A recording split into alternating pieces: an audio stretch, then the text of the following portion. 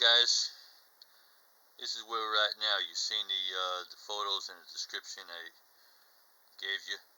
There's the platform underneath, which is just a piece of 2x4 actually sliced down to fit perfectly.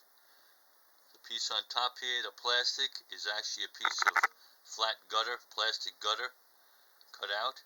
Okay, I put the yellow duct tape on top for two reasons. Number one, it's extremely slick, and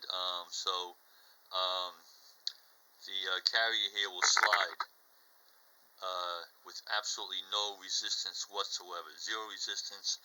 And we had some jam ups here, so I had to put a little extension here. Alright, so it comes right off the pulley onto the platform with no problem. Okay, there is my carrier, which is made out of a piece of plastic. It's very strong, hard plastic. Yeah, plumbing strapping. Okay, and it was much easier to bend and shape than the metal. I tried the metal repeatedly. I wasted days trying that, and it just wasn't working out. It was constantly jamming up, because when the metal goes through this, the biggest problem here is the slot in the top of the bridge. It's extremely tight, and when the metal hit it, it always kinked. The plastic slides, and I put it on a slight angle. You can see it on a slight angle. Perhaps you can see it. It's in a slight angle this way, going in, and so it slides around nicely, no problem. The string is actually hot glued to the plastic. Hot glue does not take well on metal. That was another problem. And the spring, okay, the string is attached to both sides of the string. Now the string gave it a little more toughness and tauntness, and the spring gave it enough flexibility. The elastic strap was a little too much flexibility, and it was just losing it. So when it had slightest resistance, the elastic strap would just bunge up and would slip off. The string is much stiffer, and it works much better. So and the yellow, I put this tape on top for two reasons. I said the second reason is visibility. Okay, so when I'm testing it, I could actually see the spring going over it, as well as the white string. So white string on the white plastic obviously was hard to see. So that's where we're at right now. This project has been incredibly long and tiresome and very challenging.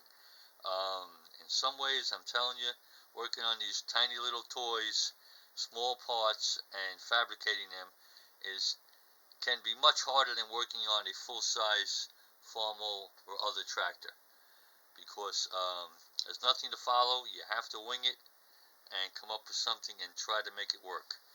I'm going to wind it up now and show you how well she goes. Just a little note now.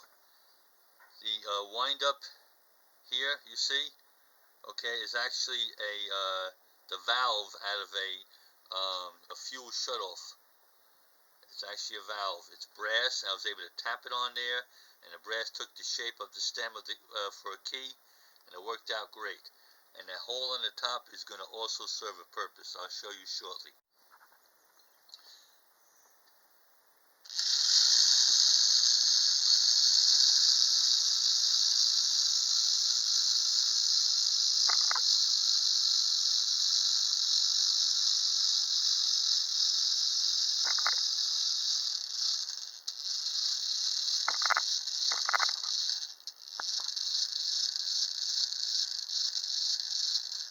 Even when it slows down, it manages to go. And have to tinker a little bit more with the entrance part here. It does get hung up very slightly, but other than that, she's going well, and I don't anticipate any more major problems. I hope not, because I'm telling you, this thing was a headache. The metal carriers I made were driving me crazy, so I come up with the idea of using the plastic. It's much more flexible.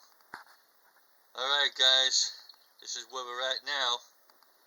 Alright, platform is built, she's ready.